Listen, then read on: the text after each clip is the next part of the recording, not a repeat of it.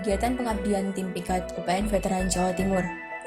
PIKAT atau Program Hibah Pemanfaatan Iptek bagi Masyarakat adalah salah satu program pengabdian masyarakat yang ditawarkan oleh UPN Veteran Jawa Timur. Program ini merupakan suatu wadah penerapan hasil penelitian dan pendidikan kepada khalayak sasaran yang memerlukan. Kegiatan yang dilaksanakan berbentuk pendidikan dan pelatihan masyarakat, penyuluhan dan pelayanan masyarakat, serta program diseminasi dari Iptek yang dihasilkan.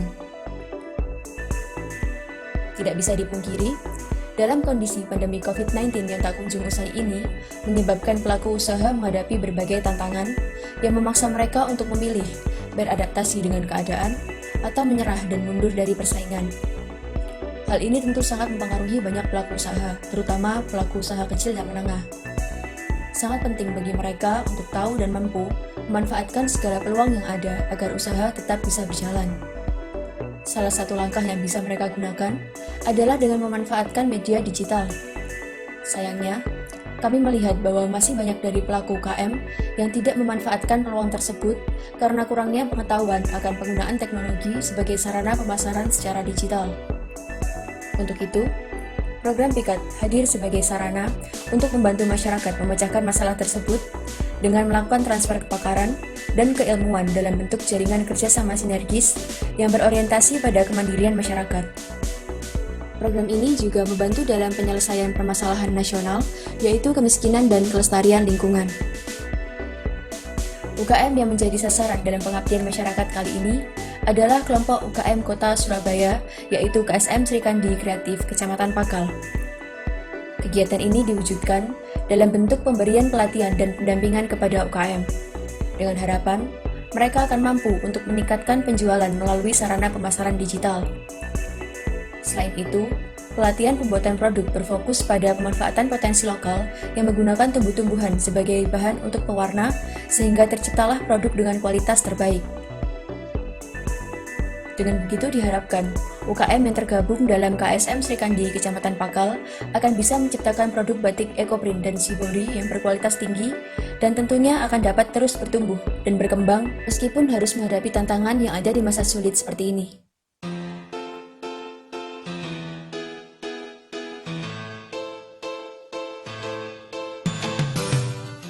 Assalamualaikum warahmatullahi wabarakatuh. Selamat pagi dulu. Pagi. Semangat dulu. Semangat.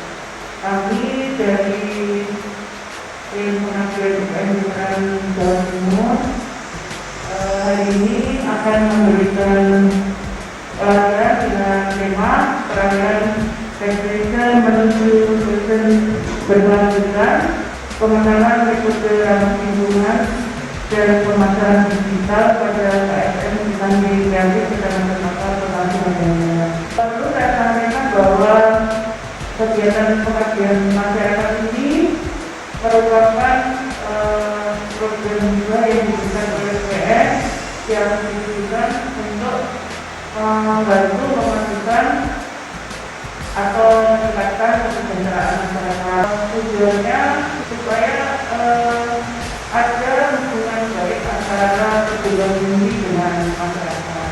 Jadi saya berharap setelah nanti dilakukan pelatihan ini, ibu-ibu semuanya tetap atau melanjutkan, wajib melanjutkan apa yang sudah diberikan oleh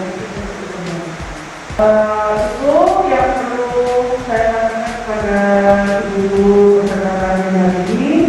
Semangat ya Bu. Semangat. Alhamdulillah.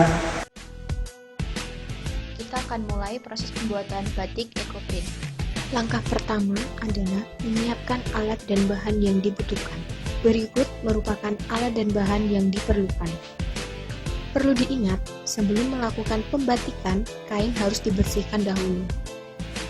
Proses pembersihan kain ini meliputi dua proses, yaitu scoring dan dilanjut dengan morganting. Siapkan air bersih. Air ini akan digunakan sebagai perebus larutan tunjung dan untuk membasah kain. Campurkan air tadi dengan larutan tunjung dan rebus hingga seperti ini. Rebusan larutan tunjung ini akan digunakan untuk merendam kain sebagai blanket. Taruh plastik di atas permukaan dengan ukuran yang lebih besar dibandingkan kain yang akan dibatik. Basahi kain yang akan dibatik. Bentangkan kain yang sudah dibasahi tadi di atas plastik dengan melipat setengah bagian kain. Jangan lupa untuk menentukan jenis daun yang akan digunakan sebagai motif batik. Usahakan untuk memilih daun yang muda dan memiliki kandungan tanin yang tinggi. Jenis daun yang bisa dipakai bebas dan juga bervariasi sesuai dengan motif yang diinginkan.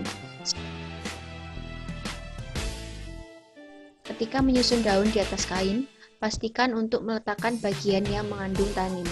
Untuk daun, bagian tanin sendiri terletak pada sisi punggung daun, sedangkan pada bunga terletak pada kelopak bagian dalam. Selanjutnya adalah menentukan letak daun yang hendak dijadikan motif dan mulai menyusunnya di atas kain. Setelah selesai menyusun daun dan bunga di atas kain, kita juga bisa memberikan blok warna pada bagian yang diinginkan.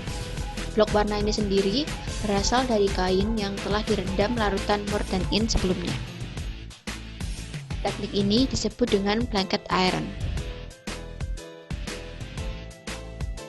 Di atas kain blok, kita bisa menyusun kembali daun sesuai dengan motif yang diinginkan. Bagian punggung daun menghadap ke atas untuk memberikan motif pada sisi lain kain.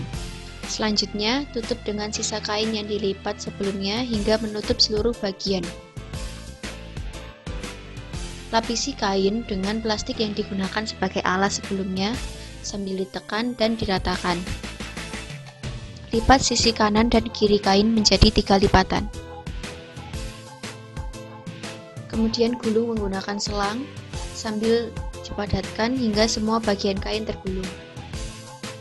Setelah selesai digulung, lilit gulungan tadi menggunakan tali rafia hingga padat dan rapat.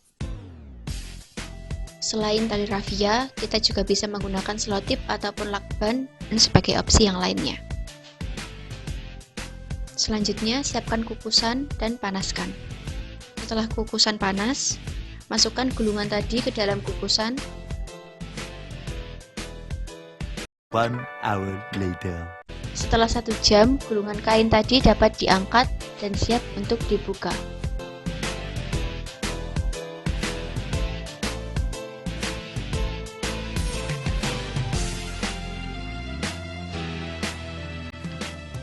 Setelah membuka gulungan kain tersebut, jangan lupa untuk mengambil kain blanket dan juga daun yang digunakan sebagai motif sebelumnya.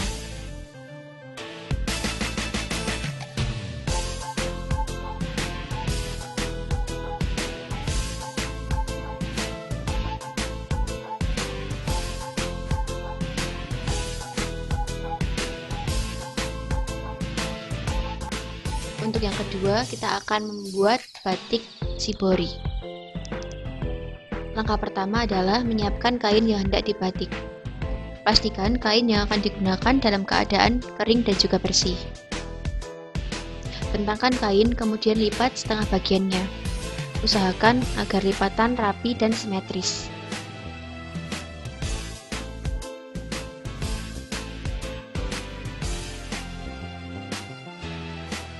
Lipat lagi setengah bagian kain yang atas.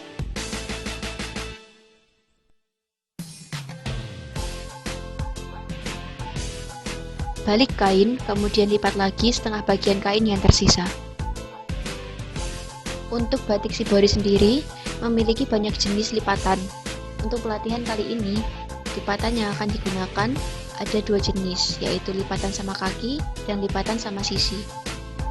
Yang pertama, untuk lipatan sama sisi. Lipat setengah bagian kain menjadi segitiga kecil. Kemudian, lipat segitiga kecil tersebut ke dalam hingga membentuk segitiga sama sisi.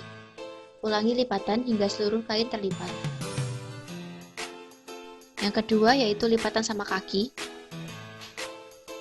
Untuk lipatan sama kaki, ujung kain cukup dilipat keseluruhan hingga membentuk segitiga. Ulangi lipatan tersebut hingga kain terlipat seluruhnya.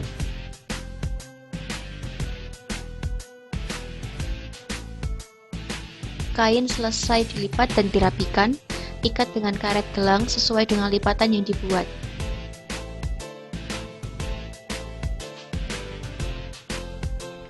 Selanjutnya adalah proses pewarnaan.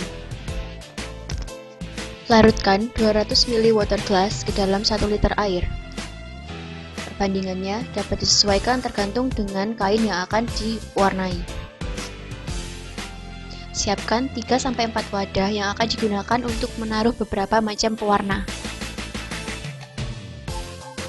Untuk pewarnaannya, celupkan ujung kain ke dalam larutan water glass, kemudian baru dicelupkan pada cairan pewarna. Tunggu hingga warna meresap sampai melebihi batas tali karet agar bisa memberikan efek degradasi antara satu warna dengan warna yang lainnya. Lanjutkan proses tersebut hingga seluruh bagian kain terwarnai.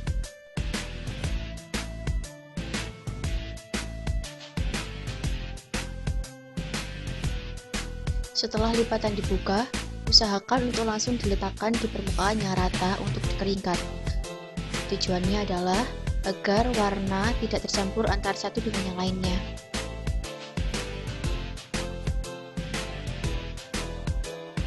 Setelah kain kering, langkah terakhir yang akan dilakukan adalah melakukan fiksasi. Fiksasi adalah proses penguncian warna dengan cara merendam kain dengan larutan tawas. Baru setelah itu, kain siap untuk digunakan sesuai kebutuhan.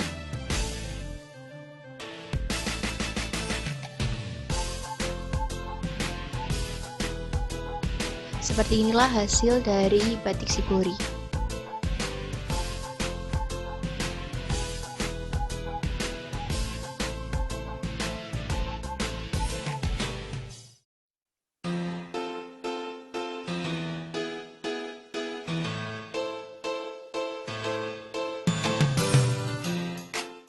Sebelum kita belajar bagaimana membuat konten di pemasaran kita mengetahui siapa konsumen kita, memeriksa siapa pesaing kita, kemudian menganalisa produk, lalu memilih target yang spesifik, paham psikologi target kita, kemudian kita melakukan evaluasi pasar. Nah, macam-macam pemasaran digital itu adalah search engine optimization, content marketing, social media marketing, dan text search atau pay per click.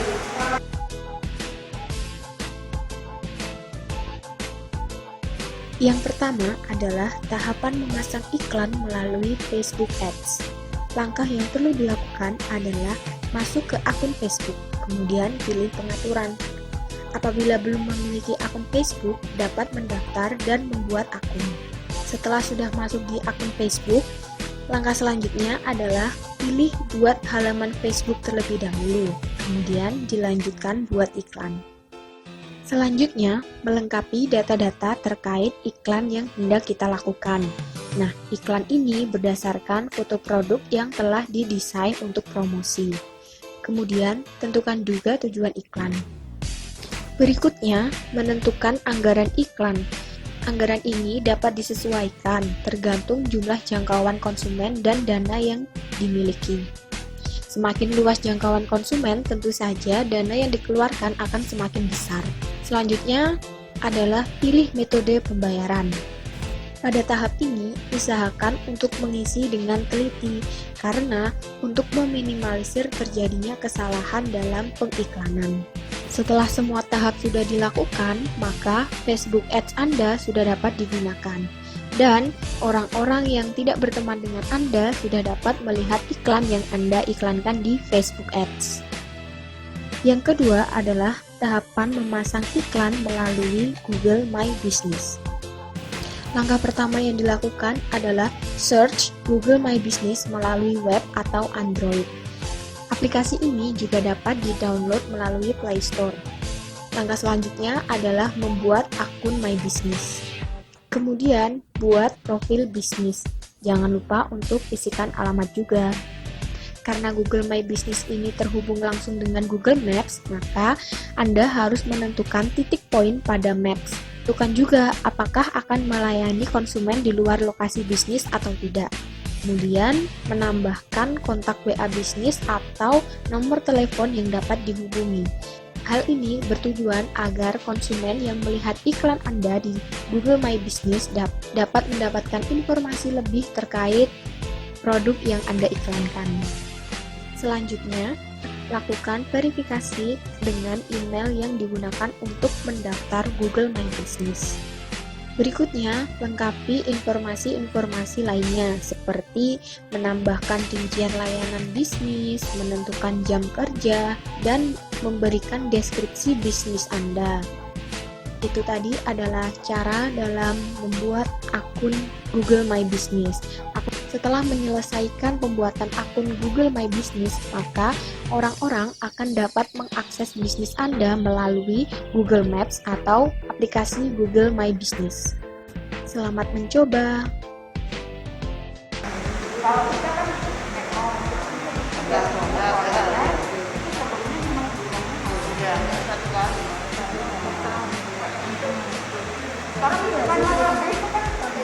Hasilnya memuaskan ya Bu? Ya makanya ya semua itu kan pengalaman dari kemampuan dari pengalaman membuat bola kenapa motif itu jadi siap ya sering-sering ya kalau ini karena ada juga enak jadinya minta satu ya terus aku saya masih lagi ya kalau hafalkan Cara-caranya buat hafalkan